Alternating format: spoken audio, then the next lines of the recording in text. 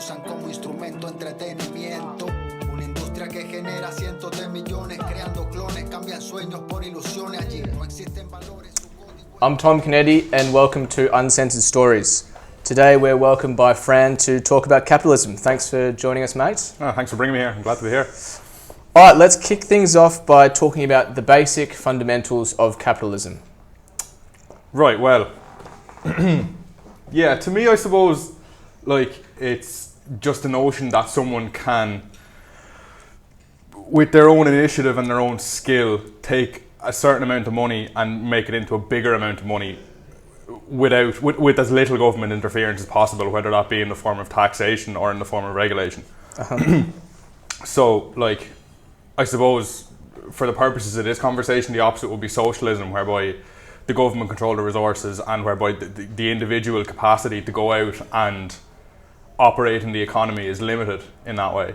So, yeah, so capitalism, I suppose, really, yeah, it's just it's where you can just do as you want in terms of making money, and where, like, the more capitalist a society is, the greater the level of freedom an individual has to do that.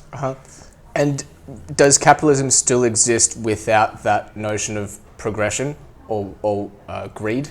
So I think economically growth is always crucial to the concept of capitalism, because without it, there has never been, like, a successful system whereby there wasn't reasonable economic growth year on year, month on month, whatever it is. And, like, that has since the foundation of economics, I think that's kind of been a constant, that there would always be economic growth. So there have been instances, I think Japan is one example in, like, the 1990s, where it kind of hasn't really, the economy hasn't grown past a certain level, and it didn't do that for a while. But yeah, I think growth is always key to the well, it makes sense too, in that if there's no growth, then there is no prospect for improvement, and there's no prospect for the earning of money in that system, you know. So, like, people need to have faith that what they'll do will result in earnings down the line, and that will keep progressing. Sure. Yeah. And that could be looked at as a negative or a positive, right? From a negative, I guess, talk us through the negative aspects of wanting the reliance on growth, you mean? Yeah. Yeah. And potential over-reliance. Well, theoretically, I suppose the issue with it is that there's no promise of it, you know. Like, people have said throughout history that there was no guarantee that there would still be innovation. You know, people have said, like, I know there's some famous person quoted as saying in, like, 1930 or something, that it was quoted as saying, "We've invented all we can invent." And, like, obviously, if you look at it now, obviously that was completely wrong. But so like, I suppose your question is, like, will there come a point when we can no longer rely on that? Well, is it negative to get too caught up in always wanting more, in always wanting that progression? So that's one of the main arguments against capitalism is greed, right? And why is that true? Is that a thing? Well, yeah, I suppose the justification for it is that individual pursuit of betterment will always create. This is the justification, as a capitalist would say to you, this is why we should have capitalism, is that when the power of the individual to make things better for society by seeking personal progression or personal wealth, whatever it is that's the best way to achieve progress in society. So, like, the example would be Elon Musk, is because Elon Musk can see that he's allowed to earn billions upon billions of dollars if he keeps making stuff, keeps making electric cars, whatever it is. And then, by virtue of that, society then has electric cars and has PayPal and whatever else it is. So, and then on the opposite side of that, you have, say, like, we'll say socialists or opponents of capitalism in its current form would say that we're so hyper-focused on that getting to the next level that we're too afraid to take care of the people on the bottom rung of the ladder. Yeah. And that's the objection, is that, and you can see it, and, like, you can see, and this is kind of an argument that those people would use, is that you can see Elon Musk up here with his 20 billion or whatever he's worth, and 100 yards down the road in LA there are thousands upon thousands of homeless people, and they say, well, this focus on never-ending growth is just so counterproductive and we have to throw it out. And so I suppose, yeah, the productive discussion lies somewhere finding that middle ground. Yeah. You know, finding where we can have these people like Elon Musk, and where they can keep doing what they're doing and keep doing what they're doing for society, but where we take care of the people on that bottom rung as well, and where we bring them up a little bit. And so I suppose that's probably what we failed to do as a society, and how we failed to modify capitalism, is how we haven't found that system where that can be achieved yet. So is that a question of taxation? Is that a question of welfare? Obviously it's a complicated question, but... It's a very difficult question. And I suppose it's like probably it's the main question that faces politicians across the world now, really. And I think what it centres around as well, and we were just talking about this just before we came on air, is that like capitalism means different things in different places. Mm-hmm. So like in America right now, it's probably the best example of like a society that's completely structured around, like it's the most pure form of capitalism that exists today. You know, compared to like European countries, or compared to probably Australia as well, there's much more of a focus on social benefits, and there's much more of a focus on higher taxation and stuff.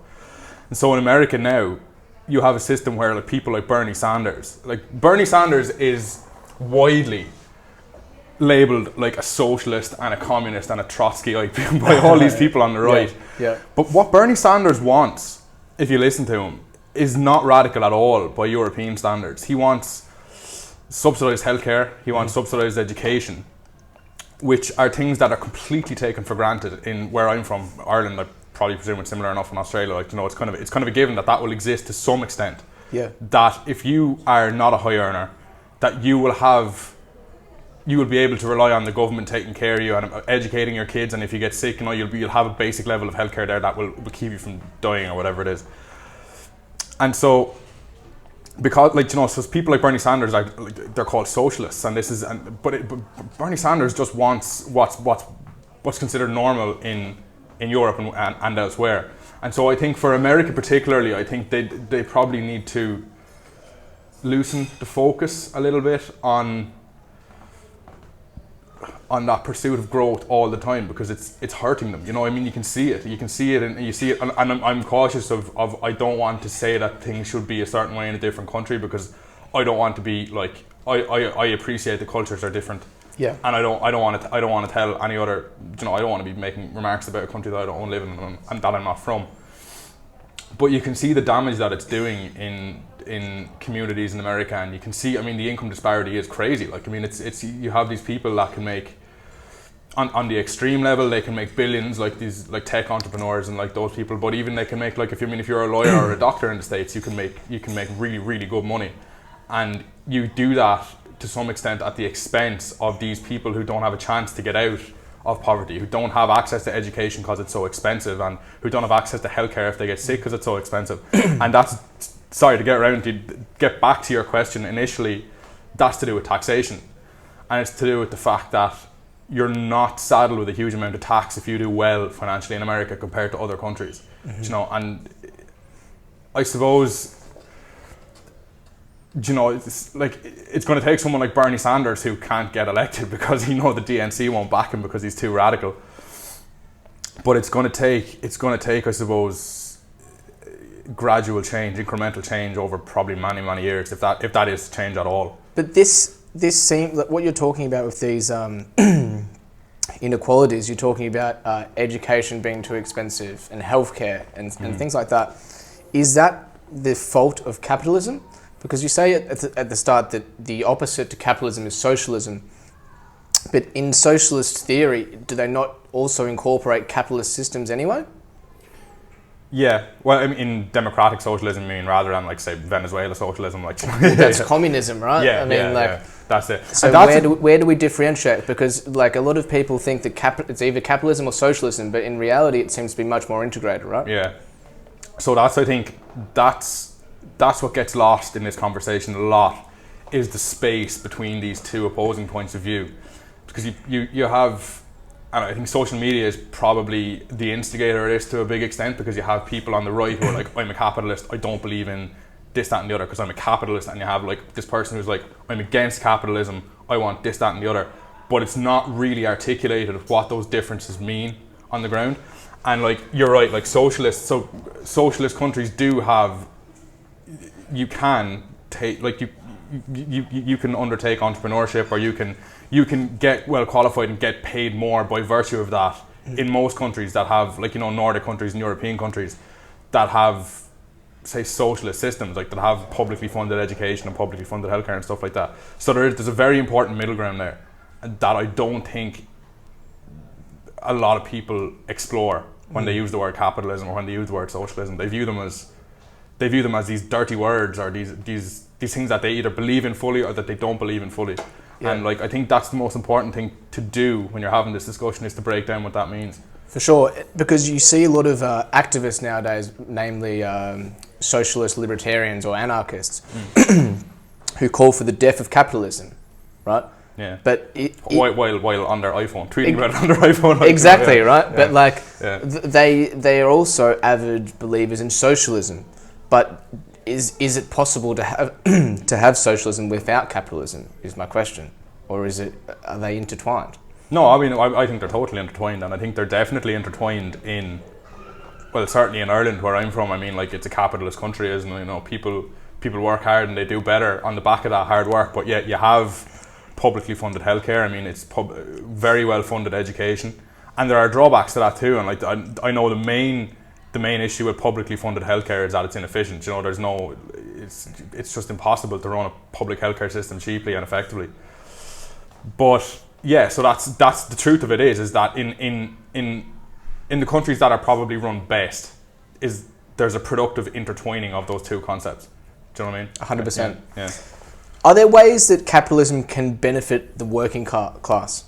Oh, well, it does benefit the work. I mean, more so than anything else, arguably ever. Like, Exactly. I mean? Yeah. Like, yeah. So I mean, like, before you had capitalism, you had, like, we'll say, monarchies or whatever. Like, before it emerged around the Renaissance time, there was, like, that was how things got done. There was these monarchic dictatorships, and like, they instructed their subjects to do this, that, and the other.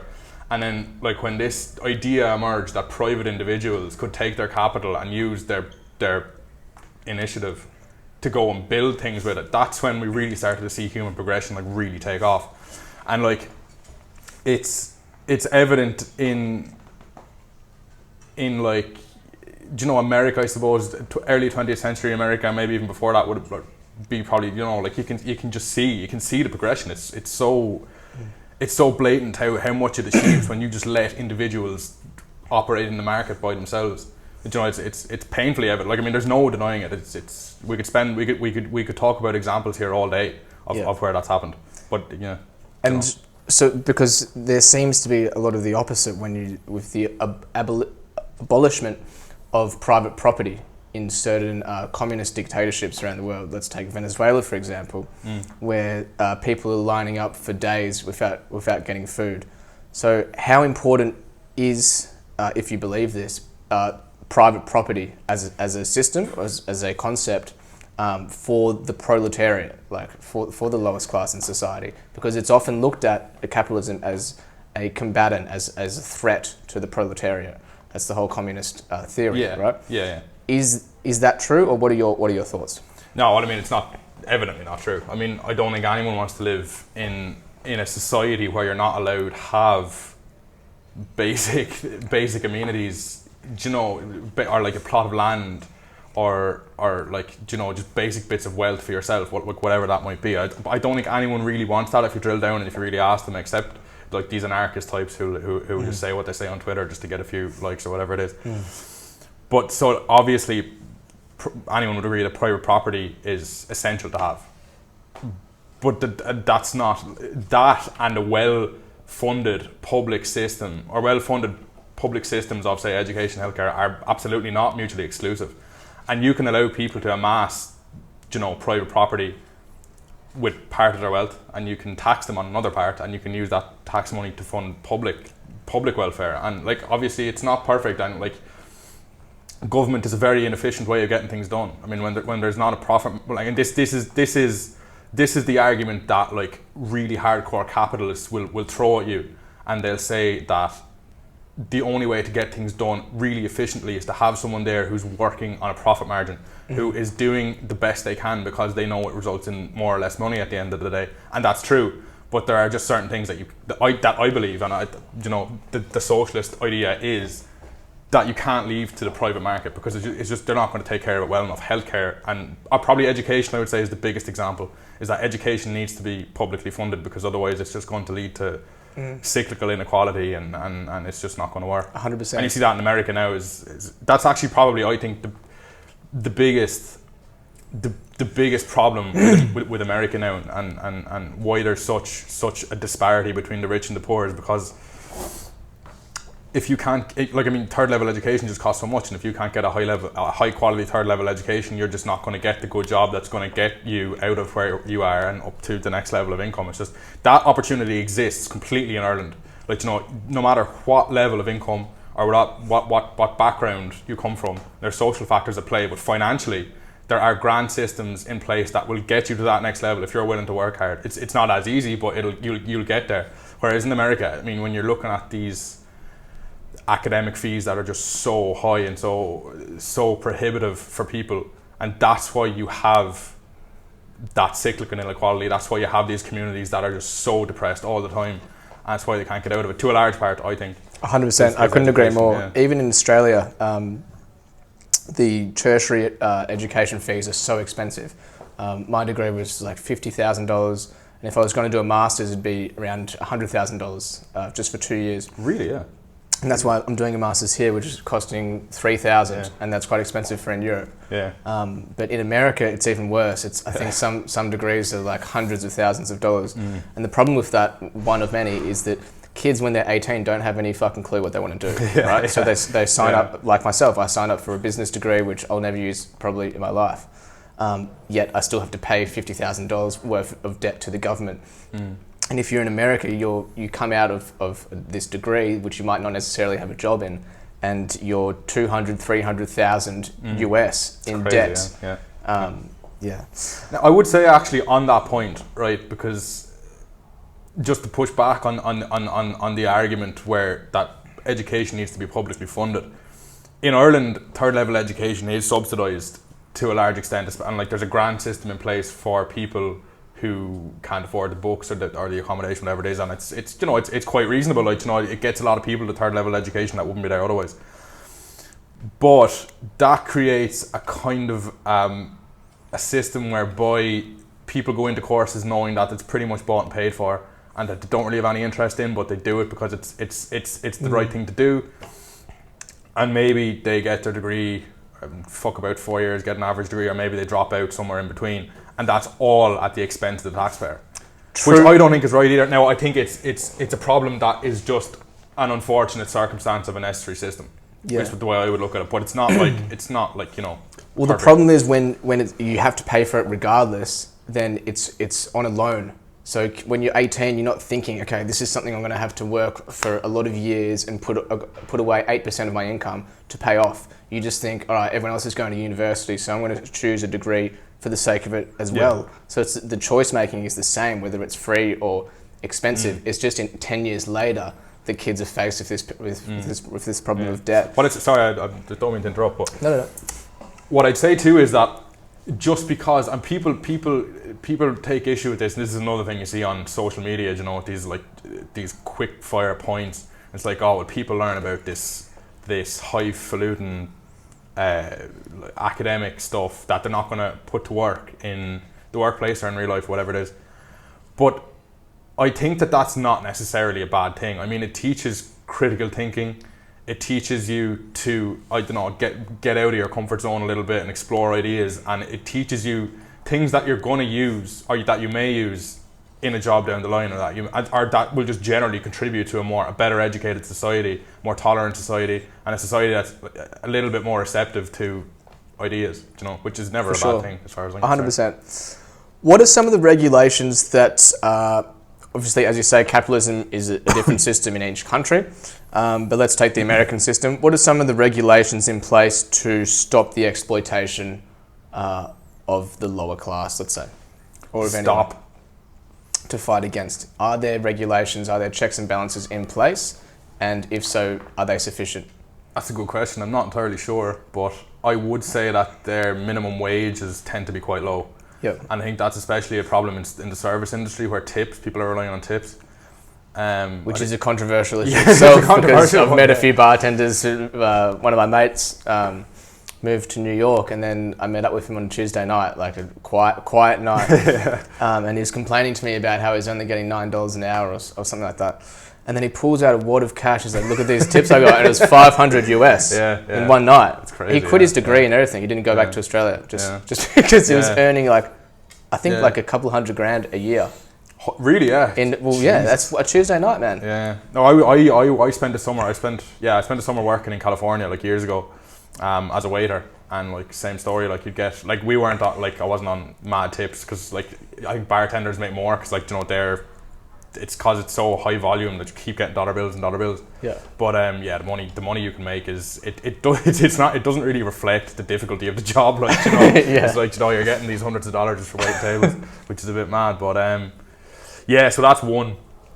That's one area in which there is a lot of controversy in the States at the moment, is the idea of the minimum wage, and that was mooted as well. I think during the election, the idea of a federal minimum wage, so that one that would apply across all states. So like at the moment, it's different from state to state. Like it's 15 in California, and it might be like 2 in Kentucky or somewhere. Like so right. they were talking about this idea of a federal minimum wage of $15 an hour, which I don't think is necessarily a great idea because that's quite high. It's a blunt instrument. That's higher than in Australia. Really, yeah. Yeah, I think last time I checked, which would have been a couple of years ago, Australia was, I think, 16 or 17, 8 Australian dollars an hour, which would be lower, which would be like 11 US or something like that. Yeah. So what are some of the issues of having a minimum wage that could potentially be too high for small businesses? Well, it's just going to make it too difficult to employ the bottom rung of your workforce. Like, I mean, if you're in a low income state and suddenly the cost of employing a cashier or whatever it is doubles for you, that could make your business untenable. And I think it's the kind of populist blunt instrument tool that politicians will use to be like, look at me, I'm like, I'll be so great for low earners, and I'll do so much for people. Whereas it might have the opposite effect. Now, of course, it's impossible to know unless you see it in practice, and but that does sound to me like the kind of blunt instrument that's not going to necessarily achieve what it's meant to achieve. For sure, 100%. What can you tell us? What is the welfare state, and what are your thoughts?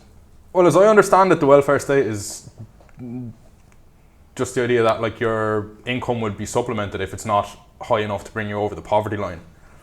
So like if you are unemployed, that you would get a certain amount of replacement income, or that if you are in need of healthcare, that you would get it on the state. That's our childcare and stuff as well. That's my understanding of it. But my thoughts on it. Yeah, I think it's necessary, and I think it gets a lot of flack for being inefficient and for being exploited by the people that receive it, and I think that's fair enough. But I just don't think that there's any reasonable basis for getting rid of it. Do you know what I mean? And I think that you have to live with a certain amount of inefficiency. When anything is publicly funded, anything at all, it's just not going to be that efficient. And you can see that. You can use 100 examples. But if you have a situation where kids are going hungry or people are living on the street, and like there's no way to fix that. I mean, you can't just say to these people, right, well, like you're going to have to get a job and start pulling up your socks, whatever it is. Like, you just have to make a certain allowance for people that aren't going to be able to support themselves.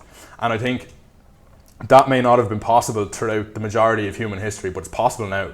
Like, we've come far enough as a society that we can afford to take care of people even if they can't pull their weight. And there's going to be a certain percentage of people always who for whatever reason, whether it be disability or it might even be addiction or it might just be circumstantial stuff, they're just not going to be able to contribute the amount that it takes that they need to contribute to keep themselves alive and afloat.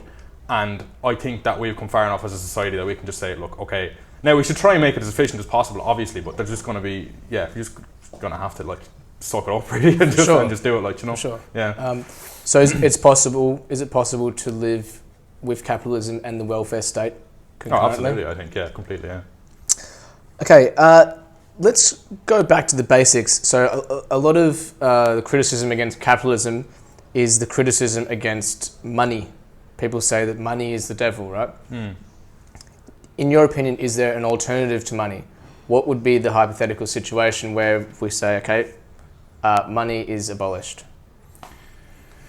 Back to the barter system, I suppose. Like, I don't know. Yeah, it's crazy, but like when you think about money, it's a remarkable invention, really, that we can assign a value to goods and services and to production, and that we can make that applicable across everything. Like, you know, and that we can say that like that this is worth this X amount of this good is worth the same as Y amount of this service, and that we have this medium for making for seeing how that works out. So I personally can't see any way we're going to do that better than we're doing it at the moment. Definitely not. No, I mean, like, do you mean in terms of like a technological solution, or No, so I'm not talking about. We'll get into like cryptocurrencies and stuff later on. Yeah. But without money, would we still live in a capitalist society? Is that just part of human nature? Do you think? Do you think that we'd find something else, whether that would be gold to establish a hierarchy, like of trade, of progression? Well, there are dominance hierarchies, I suppose, to use that word. Jordan Peterson always uses that term, doesn't he? Like, and that they are so fundamental to the way we operate as humans, and like in order to be happy, to be fulfilled, and never mind material wealth, that you need to be pursuing progression along a dominance hierarchy. And so that does make sense if you think about it, because, you know, like, it makes sense that you'd be happy and fulfilled when you're pursuing something that's meaningful to you, and that when you put time and effort into that and you see like that it bears positive results for you, that's very rewarding on an individual level, and it's rewarding in a way that maybe nothing else is. So yeah, I suppose how that would relate to the question of money is that, like, yeah, like, I mean, that impulse to succeed at the expense of someone else's failure will always exist, and it seems to be an immutable characteristic of human nature. Yeah, for sure. But that's more in the sense of like the state of nature of like humanity. But I mean, from a functionality perspective, right? So if we don't have money, and I'm a carpenter, and you're an electrician, for example, how do we trade services? Would we live in a society where we just find an alternative, or is money the reason for capitalism, or is capitalism just something that's entrenched as a functionality system that would happen anyway, regardless of whether we have a currency? I think, so to say. I think that there have been like that. There's literature on this from the point of view of, like, say, like earlier human societies where you were dealing with smaller groups. Yes, and this is what I want to get into. On a big population, how much that has to do with that? Yeah, I think the consensus is that it won't work in a big group, because it's impossible to make someone behave altruistically for thousands of people they don't know. You can achieve it within a tight community of, I think the number is around 150. Like, that studies of like tribal communities show that you can actually, people will cooperate in a group that size, and that they will operate for the benefit, for the benefit of their peers, in the same way as they will operate for the benefit of themselves. But is that system operable when you're dealing with thousands and hundreds of thousands and millions of people? Probably not. Like, I don't see any evidence that that's the case, like, you know. For sure. Yeah. So does that leave us, do you think capitalism is inevitable in a globalized society? Yeah. Well, certainly more difficult to work without. For sure. Yeah. So why, it's quite controversial, but it's a reality, but why has historically the abolishment of private property in certain states led to a dictatorship, an abusive dictatorship, whether that's in the Soviet Union, in North Korea, in China, or in Venezuela? Where does capitalism come into play, and what sort of effect of the abolishment of private property has on that, on that abuse of power? So you're saying why does the abolition of private property lead to totalitarianism? For sure, yes, exactly. I just think it's because it's a hard sell democratically. Like, you know, it's if a politician runs on a campaign of I want to take your house and your farm, they're not going to get very many votes. Like, you know, I think that's it. But like, I think, like, you know, like, I just don't think that you're going to get widespread bipartisan support for things like that, because people like owning stuff. Like, do you know what I mean? People want to have their house, and they want that ability to work hard and be rewarded for it. And I think, like, where those regimes succeed is they capitalize on a minority feeling that the system is unfair and that the odds are stacked against them, and that they can then take that by force, and whatever way they manage to take it, they just keep hold of it then, because they know an open vote isn't what they want, and it's not going to keep them in power. And I think it's actually interesting as well that, like, you say that, because, like, I think people rush to condemn socialism with these examples like Venezuela and like North Korea, and they're like, well, look, this is what you're going to get. Like, you know, you're going to get this broken society where nothing happens. But that has to do more with the regime than the underlying economic theory. Like, these people these countries are in the situation they're in because they don't have democracy, and because the people don't have a voice, and because, like, once you get someone who's in that position of absolute power, they're going to abuse it, and it's going to have awful repercussions for the man on the ground.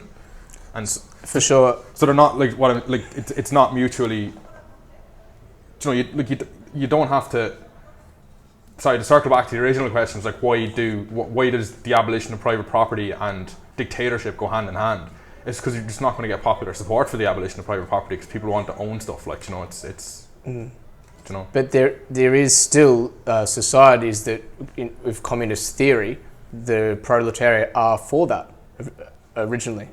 So they would vote for a society without private property in some instances. But like, what I'm trying ones that exist today, you mean? No, not so much in existence today. Yeah. But that's the point of the question: is where does that theory go wrong in its application? Nowadays, you mean? Well, historically. What would be an example of one that would have? Well, the Soviet Union, right? Oh, yeah. Yeah. And did they come to power democratically? Well, it was the Russian Revolution, so it wasn't really democratically. But I guess it was by they had committees and whatnot. But I'm not saying that historically these communist societies were democratic. For sure, I completely acknowledge that they weren't. But what I'm trying to say is that, like, why is historically the abolition or the lack of a capitalist-based, whether that's socialism, capitalism, socialist capitalism, or whatever, why has a completely non-capitalist society, in certain instances, led to a dictatorship or an inequality that's far greater than that in many capitalist societies? And whether that's by wealth or mainly by power. Is in terms of how do people know what their role is without individuality, and without the right to have private property, and without the right to even choose their role, their job in society? So you're asking how, like, I'm not really sure I understand the question. Like, if we get rid of capitalism altogether, okay.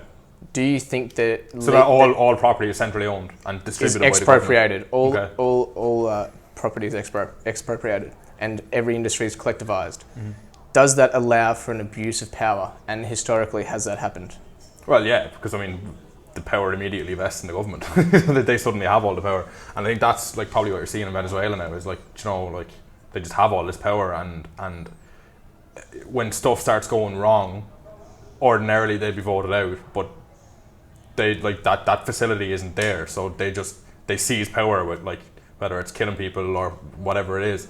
And as well, the people in power, when GDP starts going down and when the standard of living in the country starts disimproving, you know, that upper class isn't going to want to roll with that trend themselves. I mean, they're going to retain their level of wealth, which means it's the proletariat who suffer. So yeah, that's probably why it goes hand in hand, is because that they just can't handle it. Like, you know, you can't when productivity starts going down, and ordinarily someone would be voted out. They're not going to relinquish that power, and they're not going to relinquish the wealth, which is why you have like the situation you would see in Venezuela now or in North Korea, where there's also recently a lot of famine, I think, in North Korea. Yeah. But yeah. And it seems quite ironic that the proletariat are the ones that suffer out of a system that ideally is based to benefit them. But that's it. And like, there was something George Orwell said about socialism that I thought was really insightful, which was that socialists, a lot of them, not like Orwell was himself a socialist, but like that a lot of people who champion these ideas don't do so because out of compassion for the poor, but they do so because they hate the rich. So that these revolutionaries just they see capitalists and their success and they resent it, and so they don't do what they do to try and make things better for the little guy. They do it because they have that hatred so badly, and they want to dismantle the system.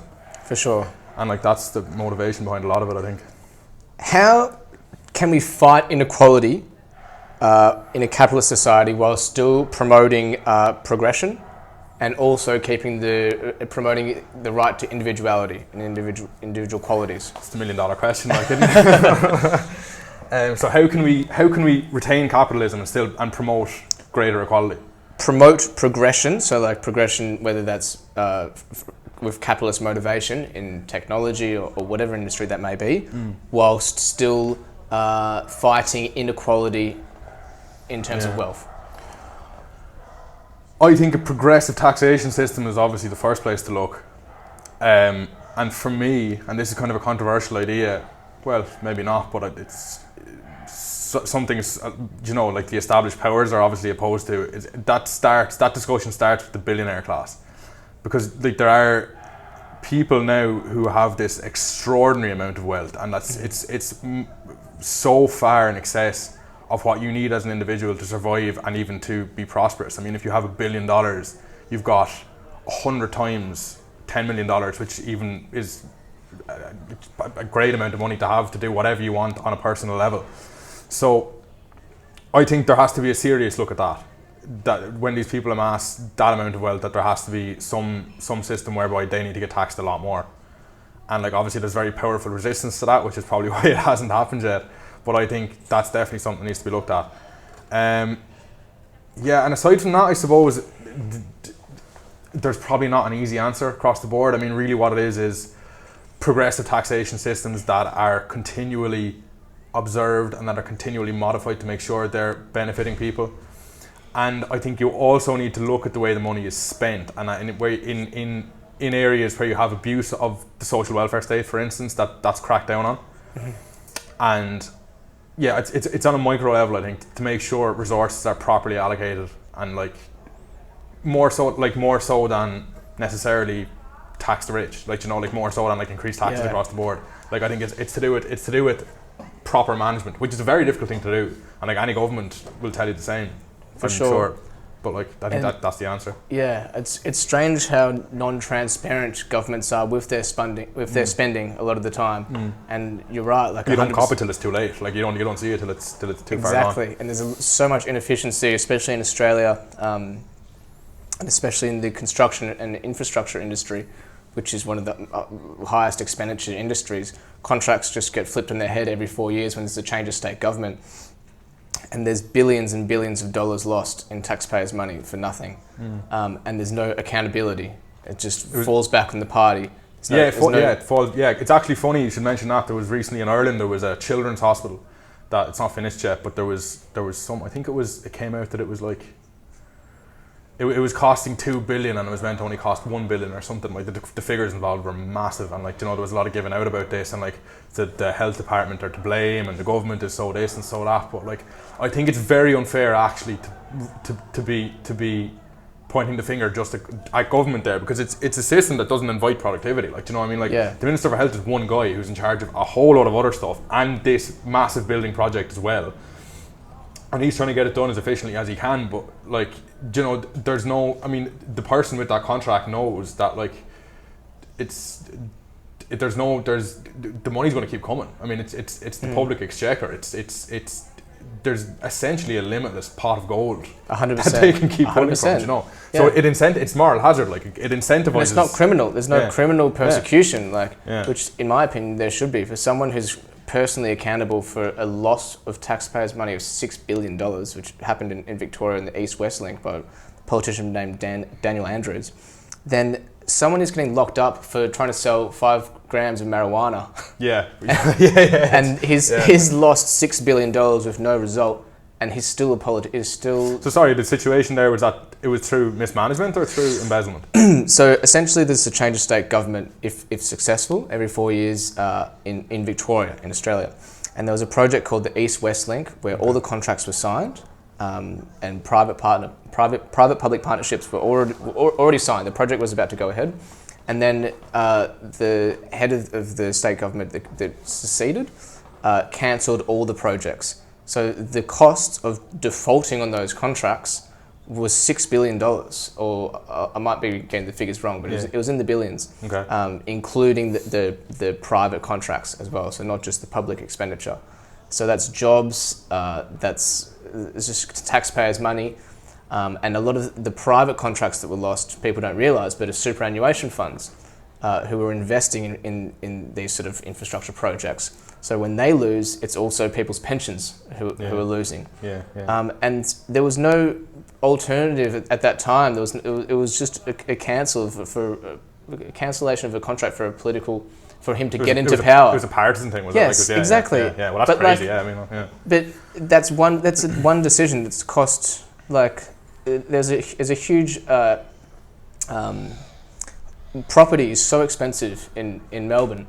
And in Australia in general, but there could have been so many apartments, social housing built with that billions of dollars, and he's just not held accountable, and that's one of the problems of our system, and one of the problems of democracy, in my opinion, nowadays in general, that there's no accountability for politicians, and you talk about taxing the rich, which I do agree with, but there also surely needs to be more accountability for bad decision making. From a government perspective. Bad decision making on the government level is probably the biggest issue in a lot of these discussions, because I know we have it in Ireland all the time. People give out about the government and they're like they can't do anything right as far as some people are concerned, and there's definitely an element of truth to that. I mean, there is definitely a lot of mismanagement that goes on the taxation of the rich, right?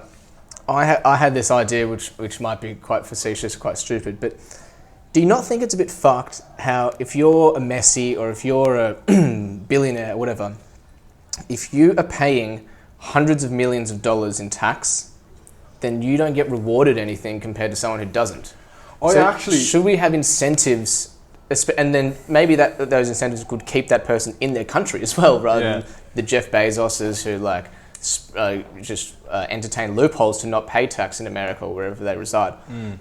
Should we have incentives for people, or social benefits for them somehow that aren't capital related to when they're paying huge amounts of tax? I might go to the toilets before no worries. It's actually mad you asked me that. I was this random idea popped into my head the other day, and I was just kind of thinking about this idea of, so Bernie Sanders has this quote from a few years back where he asks, should we allow there to be billionaires? Essentially, should we have a system whereby people can amass that much wealth and that we don't take it off them in the form of tax or whatever it is?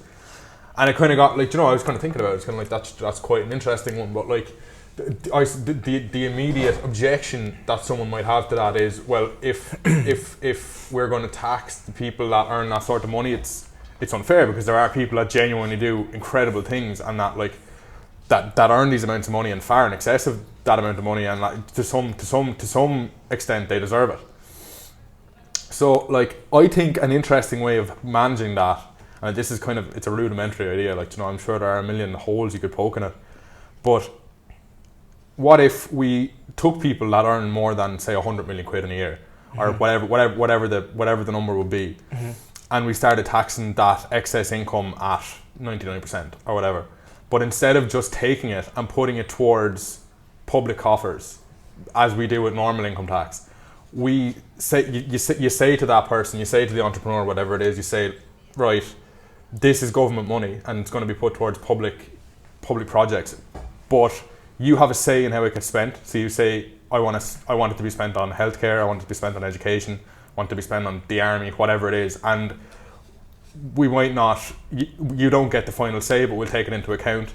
And that after that then as well, when your money is getting spent, it's its own fund, and there's a committee that would distribute those funds, and that would decide how they're spent and put that into action, and that you are guaranteed a seat at that table, or a representative of yours is guaranteed a seat at that table, so that you actually, because if you think about it as well, I kind of alluded to this earlier, when you amass those serious amounts of wealth, like that, those really, really high amounts of money, it goes beyond the place where you're just doing it for yourself. I mean, you already have enough money for 10 swimming pools and 20 houses, and it's way beyond anything you can spend just to make yourself happy day to day.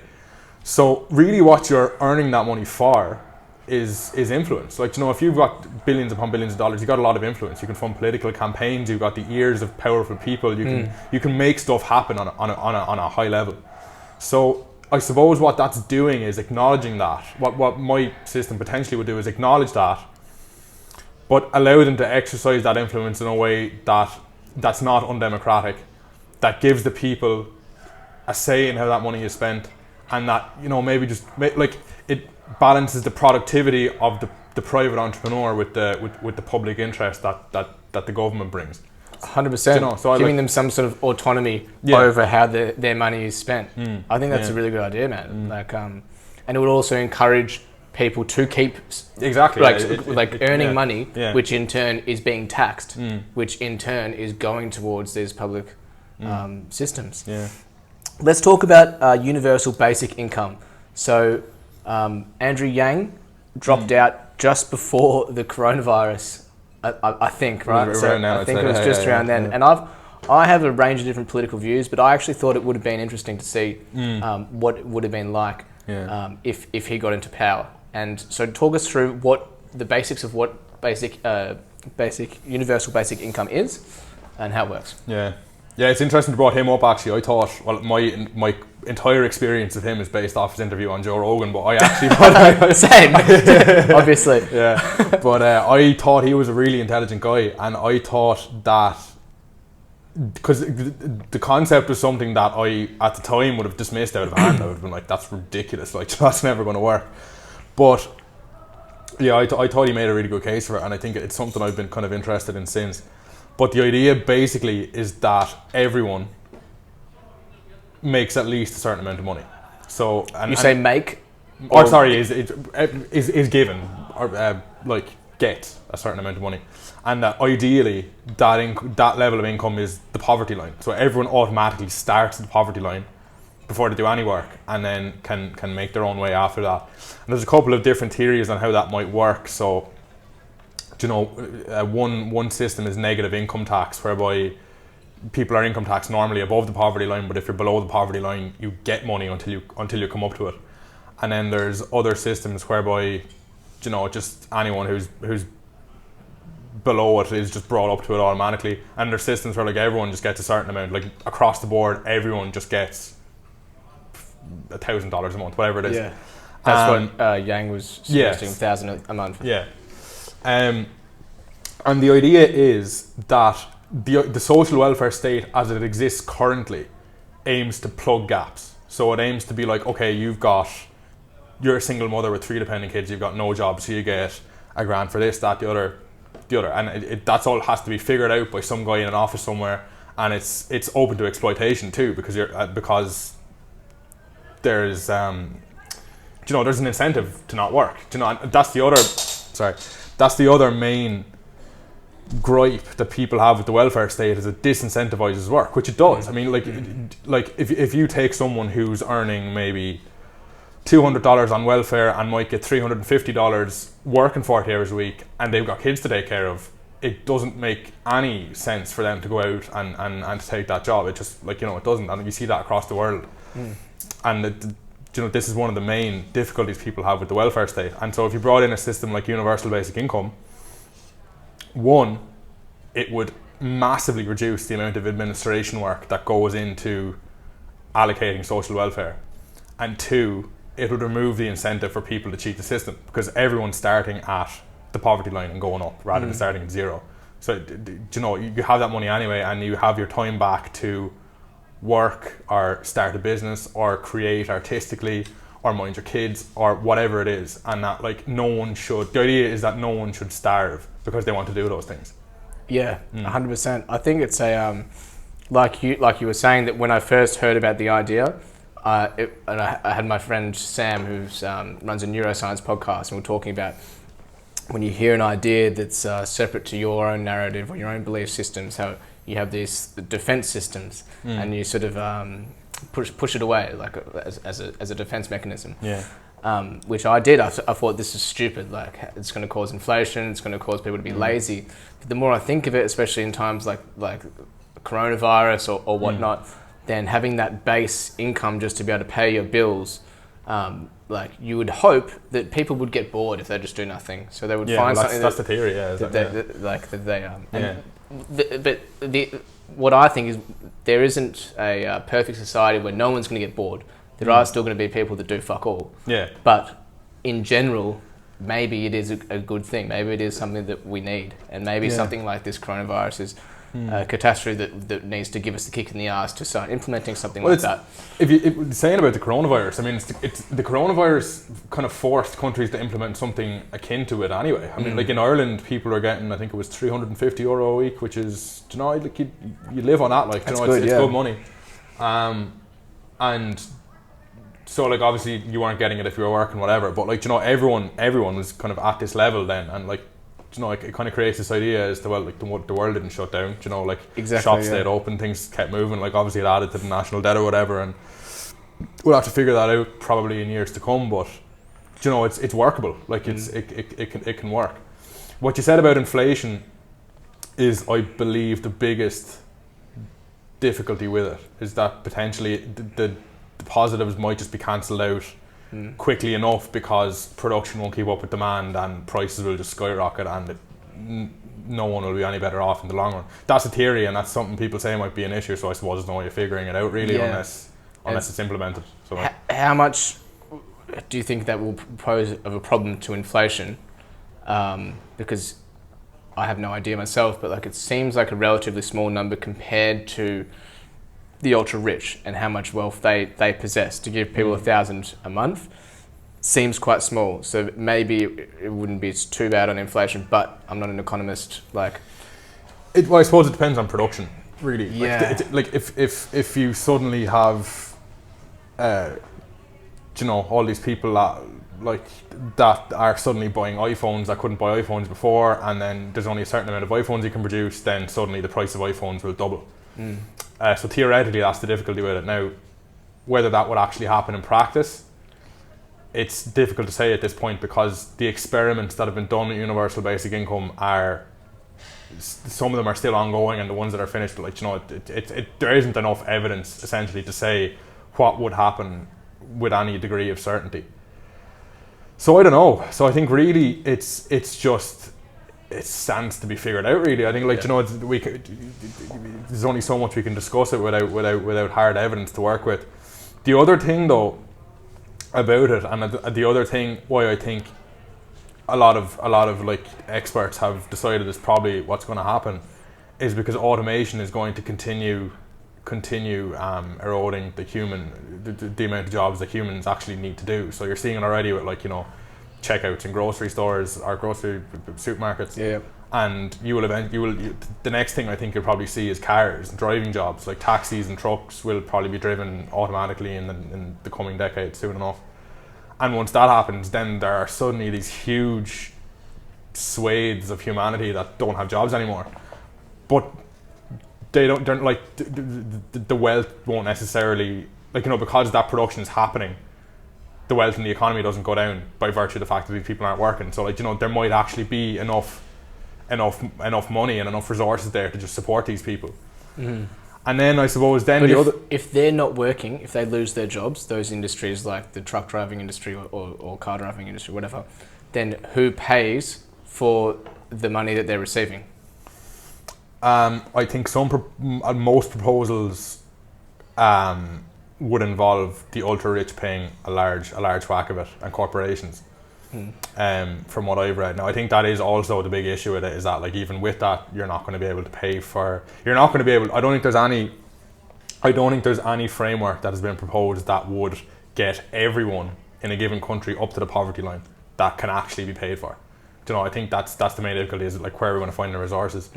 But as automation keeps coming, and suddenly there's robots that are doing all the driving work, and there's robots that are doing like a lot of factory work and a lot of the kind of menial jobs that humans have to do now but might not for much longer. Maybe then that's not going to be a problem. Do you know what I mean? Like, because that's going to change the face of production and how things are paid for.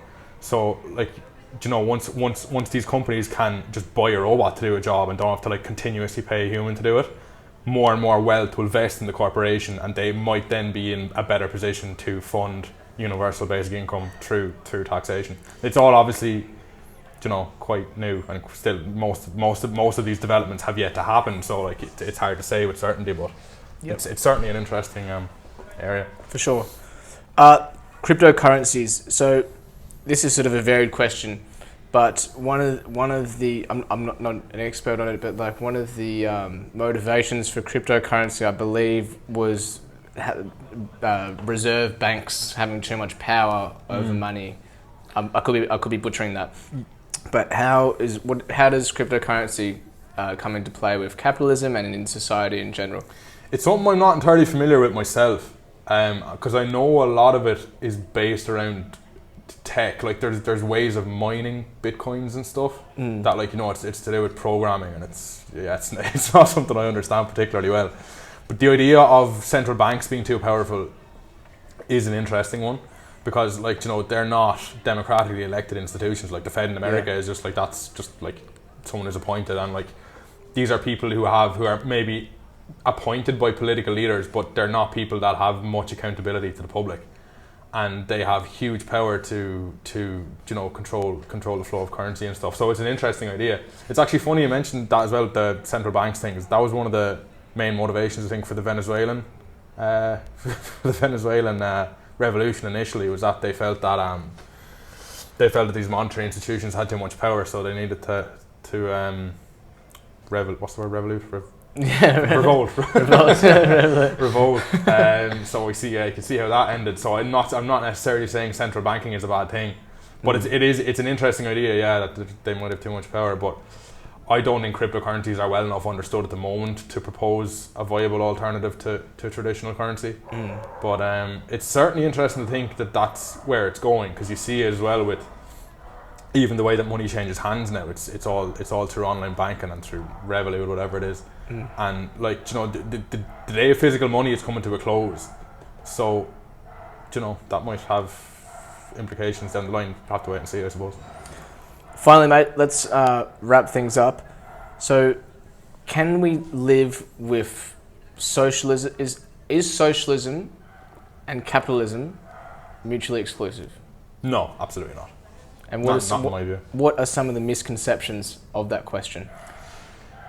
That they are mutually exclusive, I suppose, is the foundational one. Like it's this idea, like, and it's propagated by social media, that if you're not with me, you're against me, and if you stand for the blue side and I'm a red, then you're this and I'm that, and like it's this incredibly unproductive idea. And to be fair, it's not just social media. I would say that the two-party political system has a role to play in this too, because you see in America, and you know, in most countries, I'd say, you see a situation where the two main political powers are like the big party on the right and the big party on the left, and that's like okay in terms of like it gives voters a useful shorthand to be like, okay, this is the guy I agree with because he thinks this. But it's not like when it comes to like finer policy objectives, it's less productive, because there's so much within the right and within the left that's not discussed, because people are just like, oh, this guy is against me and I'm never going to vote for him, and this guy is with me, and like it's just, there's not enough nuance to it to get there, and that's why people see the words socialism and capitalism as dirty words depending on their orientation. And that's what I think that is the most important thing for the development of capitalism is that you break down the word and you look at what that means on a policy basis. Like break down what it means for like income tax percentage. It break down what it means for social benefits. Break down what it means for, you know, the implementation of universal basic income. Whatever it is, but just kind of stop viewing these things as blanket terms. Do you know what I mean? 100%. I couldn't agree more. Was there anything else you wanted to speak about? No, I think that's pretty much all of it. Make sure to follow the Rocky Road Post on Twitter, Instagram, and YouTube. Thanks, mate. Cheers. Thank you. Thanks for having me on. Cheers. Good fun.